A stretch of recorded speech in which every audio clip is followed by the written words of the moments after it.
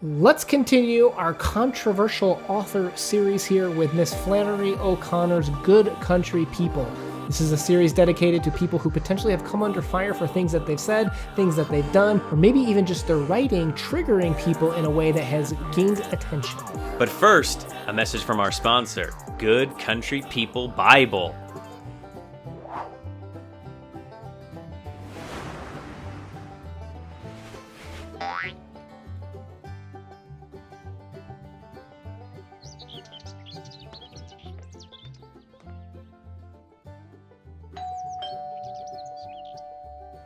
How you doing, sir? I can tell that you are a man in need of a Bible.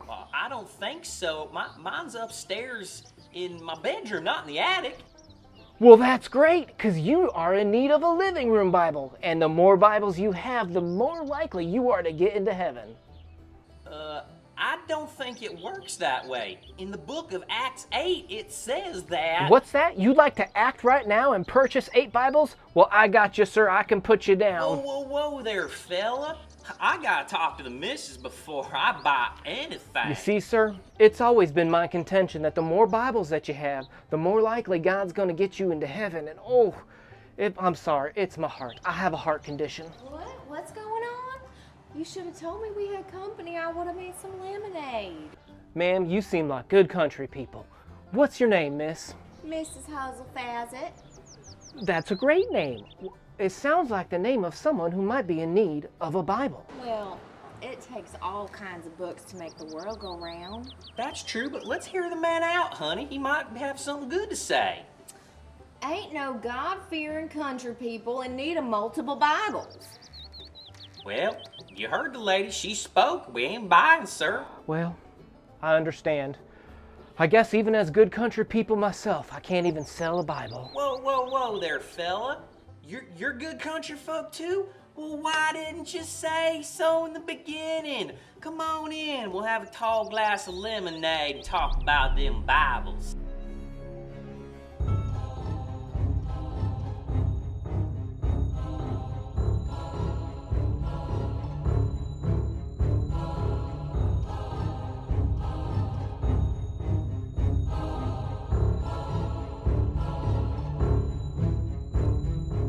All right, thanks for putting up with that. That was a lot of fun to film. Welcome to the CodeX Cantina, where I am Una. And I am in need of a Bible, Crypto.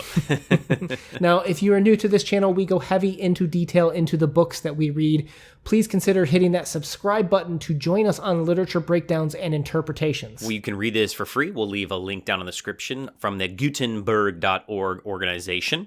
Good Country Old People is a short story by Flannery O'Connor. It was published in 1955 in her short story collection, A Good Man is Hard to Find. Although it has been republished many times in, say, collections like here, I show you. I zoom in on that, Una.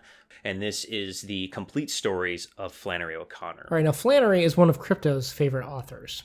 Yes. She was a devout Roman Catholic, loved writing about grace and salvation, but why? There's actually a book written, I don't know if you knew about this, Crypto, but it was called Return to Good and Evil, Flannery O'Connor's Response to Nihilism by Henry T. Edmondson III. Have you read that one yet? I have not read that one. Well, I guess with the God is Dead movement by Nietzsche that started before this, but kind of really started taking off with the idea of nihilism kind of opposing, saying that there is no meaning, there is no morals, there is no God. God has never existed, and there's a very long, famous quote about that.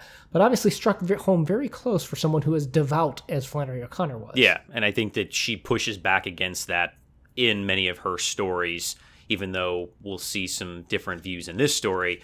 It's pretty evident that she thinks that it is important. We have a quote that says, again and again, O'Connor suggests that the only way back from the precipice is to recognize the human need for grace, redemption, and God. And I don't think it's fair for O'Connor to kind of be against nihilism like this, because I think it takes all kinds of people to make the world go round, right? Well, I think it's just her putting forth her opinion on grace or salvation. Well, I think I've heard a lot of people say that this story is about how there is evil in good people. There's evil in the country, and it's more than that, because the story shows and highlights in the usual O'Connor way, that there is a path to redemption. These are ways to highlight things that are bad and almost kind of shows you ways to improve. So let's go through our discussion today, where I'm going to make the argument that this is actually a very twisted and controversial way, in Flannery O'Connor's manner, that this is actually a way to salvation, if you will. So as we go through our discussion here, just a few things that we may touch on throughout, and those are major themes such as faith and grace, as we discussed. We're talking about these different types of people, where you're educated or uneducated, hardworking versus lazy, and the good old idea of why people are treated certain ways because of their disabilities. Ableism is a topic here, so if that is a trigger for you, just be aware that this story does have that. And I'm going to kind of wrap up that faith and grace, that when she provides these two sides of the argument of lazy and hardworking and uneducated and educated, that she's kind of drawing her path towards which is the one to work towards for salvation and grace. But there are different paths to work towards that, I feel like, is also evident in this story. So for plot, we have Mrs. Hopewell and Joey Hopewell live on a farm and hire tenant farming tasks out. For 4 years, the Freemans, who have 2 daughters, Gleneece and Karamay, no idea how to pronounce those, work on their farm as they are good country people. And we don't want that lower class white folk coming around here, do we? I get offended every time you do your Southern accent. Yeah, you should. It's quite offensive and horrible. Mrs. Hopewell is frustrated with Joy's attitude and changing her name to Holga, the most unsightly name she can think of. Now, Joy is accomplished as a PhD graduate, 32-year-old atheist, living at home. She is not full of hope, though. No. Her leg was blown off in a hunting accident at the age of 10, and she lives with a prosthetic leg. Each morning, Mrs. Freeman comes up through the back door to chat with Mrs. Hopewell. Back door, symbolism there. How many times are we going to talk about that? Now, Mrs. Freeman seems to be obsessed with any type of illness or affliction like her leg, Holga thinks. But soon, a Bible salesman arrives with an alleged heart condition. He stays for dinner and continues to tell his story about being good country people, and is highly religious. Holga walks him out as they leave, and Mrs. Hopewell remarks how all sorts of people make up the world, and other cliche lines. At 10 o'clock, Holga meets with Manly in secrecy for a date. She has a bright-eyed view of enlightening this man, and he kisses her, and she thinks about it more intellectually than experiencing it. Manly asks her about the leg, and they take it off. She tells them they need to be honest with each other, but then she lies again about being 30 years old. Now, she tries to continue the philosophical discussion, but he presses her to see her leg and how it attaches, and finally admits that that's what makes her different, which is why he's interested, and that kind of unlocks Holga's opening up to him. He tells her that she has to say that she loves him, and he takes out his fake Bible with alcohol and condoms. Holga realizes that he ain't good country people, and he leaves with her leg. End plot. That's so good. All right, for analysis. Now, this story never defines what good country people is, but I thought let's start off with this discussion. What was your take from this story of how they define what good country people is? I think the first thing is hardworking, right? And we see that from what you talked about earlier of we don't want these type of people around here. There's specific type of people they believe are, quote, good country people. And then the other thing, obviously, is your religious views, I think, also come into play when you're being judged as a good country person. I think that gets challenged, right? Flannery O'Connor, we saw with A Good Man Is Hard to Find, right? It's all about making people complicated, right? We're not caricatures. We're real people. So she paints this hardworking and lazy. The lazy white trash and the Freemans who are hardworking people, so we've kept them on for 4 years. Now comes along Manly Pointer who talks about, oh, I'm such a hard worker. I'm a good country people. So even though she views him as kind of annoying and irritating, she takes him in because she likes that type of person. Yeah, but he's definitely misclassifying himself as he's lying through sales, and we see that, you know, his Bible is more of a device to hold sin, per se.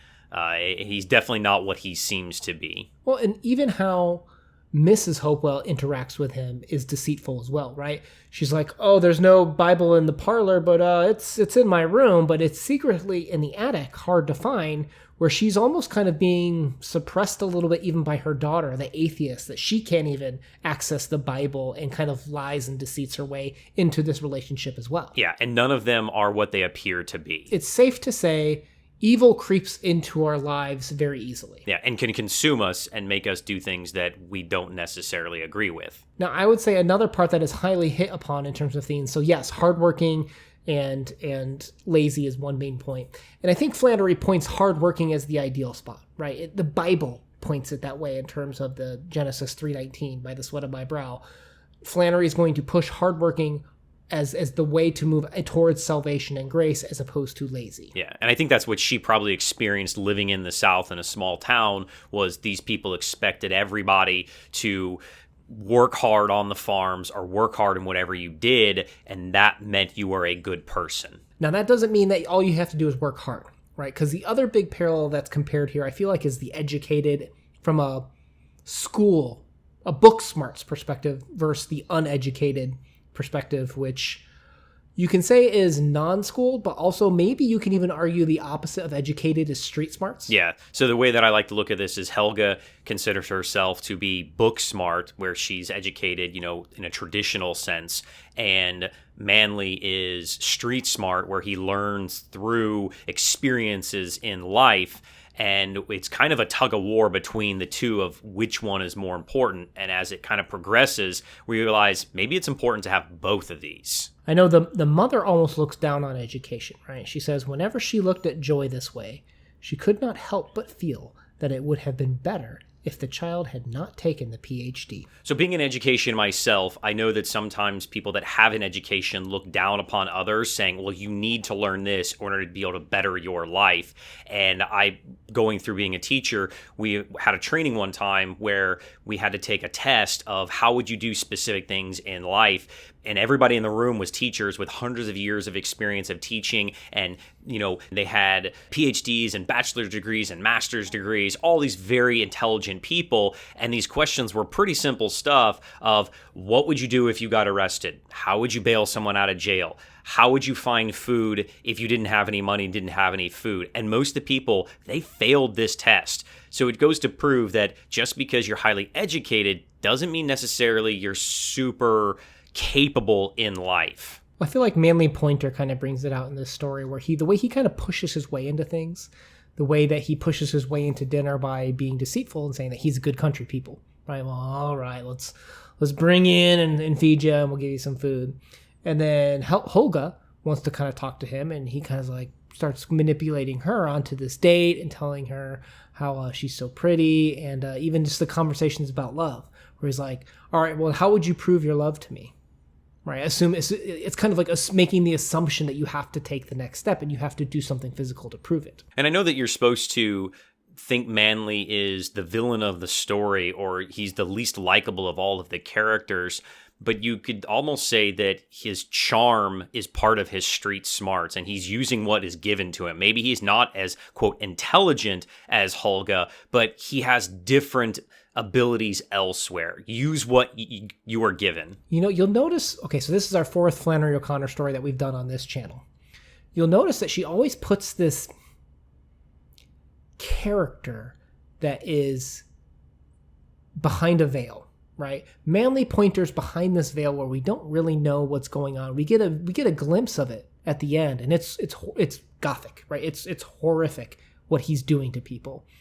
But every story of hers has this character that is, I don't want to say the devil, but has the deceitful, the trickery that takes advantage of others. She always has a devil-like character in her stories to specifically pull out the weaknesses of the characters, right? So Holga's weakness is that she thinks education is everything, and she's almost nihilistic, right? Believing in nothing, science is the study of nothing.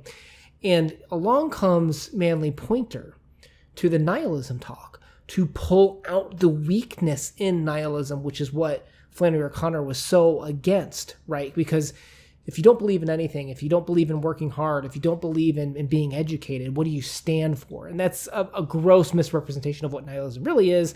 And even Nietzsche wouldn't phrase it that way, but I think that's how Flannery O'Connor took it. So her view of salvation and grace is moving towards those positive things. And Manly Pointers is the one that's kind of pulling out the weakness of Holga, of how while she's educated, she still has weaknesses as a human being. Yeah, and I think that one thing that a lot of Flannery's stories does well with this specific character that she seems to kind of write over and over again is manipulation, and we've seen that in many of her stories. This key devil-like-esque figure manipulates these, quote, good people into maybe showing their true colors. Well, and Flannery really hits you on the head with this quote where she says, "Woman, do you ever look inside? Do you ever look inside and see what you are not? God." She had cried, sinking down again and staring at her plate.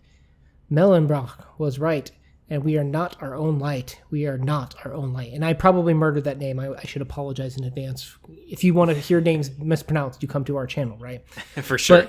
But this was a philosopher that argued that all ideas exist only through God, as opposed to the opposite, which is because God is dead, we don't need him, we have no purpose for him, morals don't exist, the life is pointless.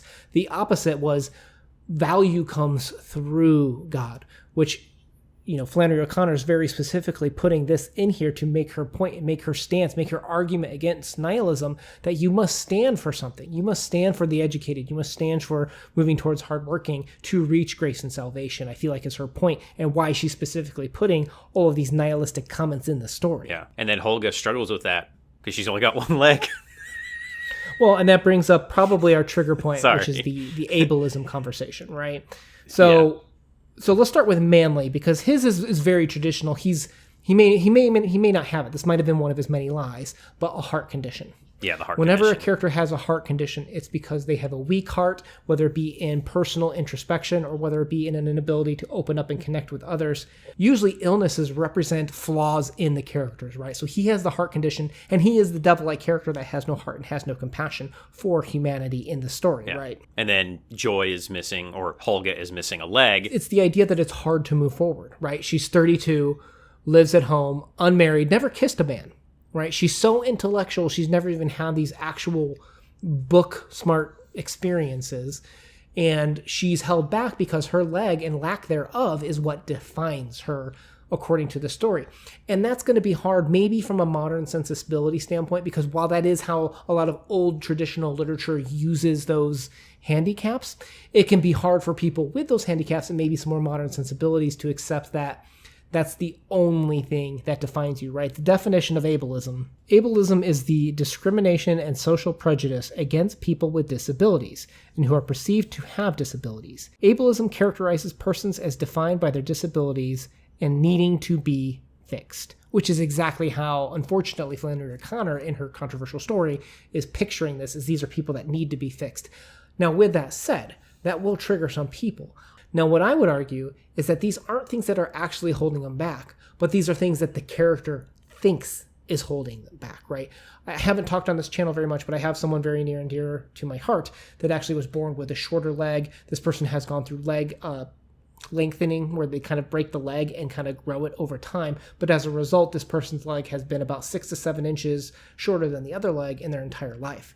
That's something that we tell this person, that there might be people that make fun of her. There might be people that don't look at her the same way, but she has to face those things and has to kind of rise up and realize that this is not 100% definitional to her, but it will be a part in many parts of her life. And I think that's one thing that I actually like what Flannery has done here. And it's an argument, you can be mad at Flannery for it, but I feel like that when you have one thing in your life that is flawed, you will then try to rely heavily on one other aspect of your life. So here, Holga is missing a leg, and so she relies heavily on her intellect to make up for that, quote, physical handicap. The compensation, if you will. Yeah, exactly. And there's another one with Holga with the glasses, where they keep talking about her icy blue stare, how she's wearing glasses.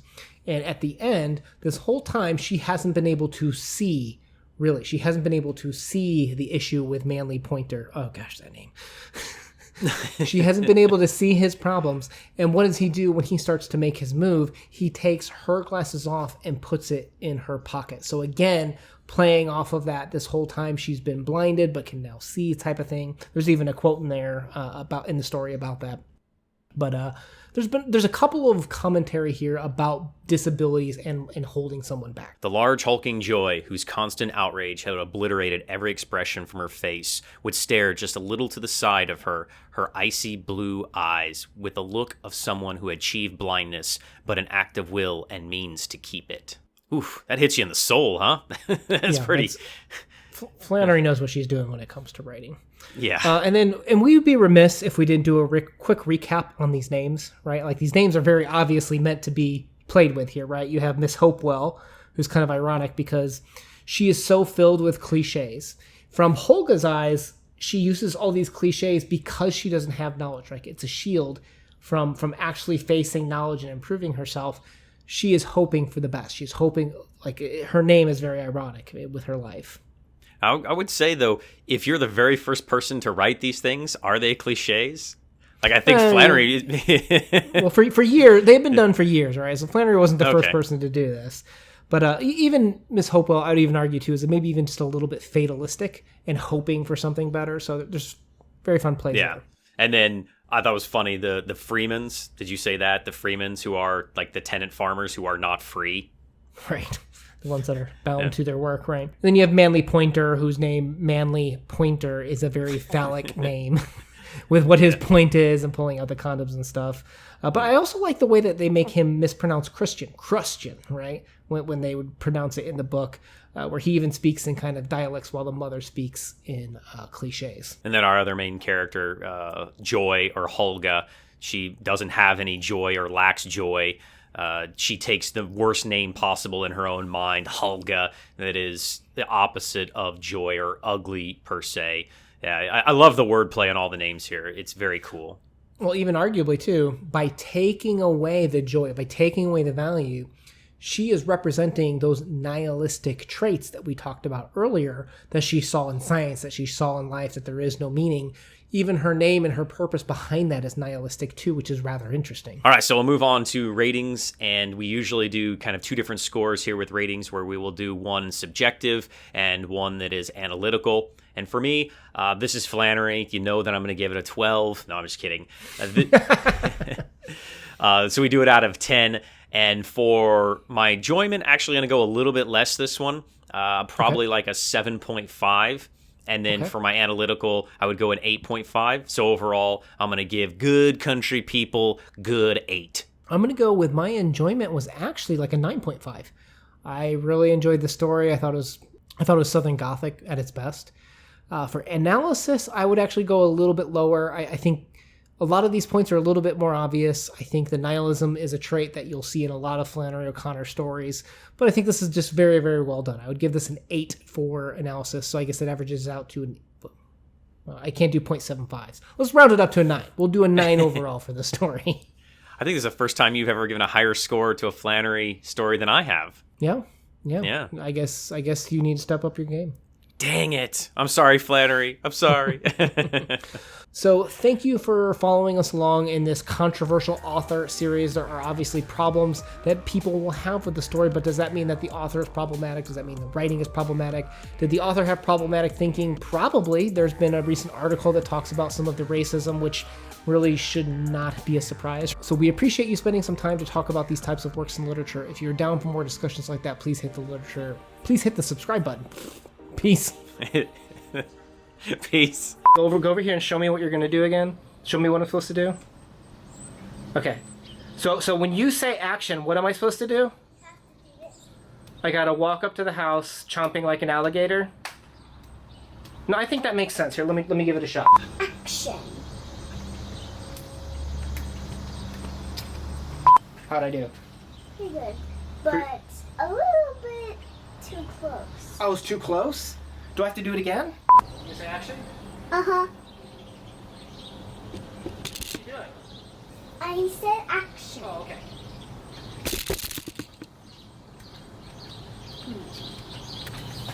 You gotta do this. Are you kidding me? I gotta make them more claw-like? Oh my gosh. All right. Last time, I swear. Action.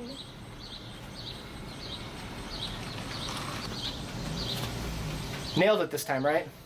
But No, I think salty. I think that was a good take, buddy. That was a little bit too salty. There was not too salty. I don't even know what that means. How you doing, sir? I can tell that you are a man in need of a Bible. All right, let's try it again. Don't laugh this time, okay? I can't stop. I know. You did a good job. Let's try it again, okay? I can't stop because you say that funny word. Need of a Bible.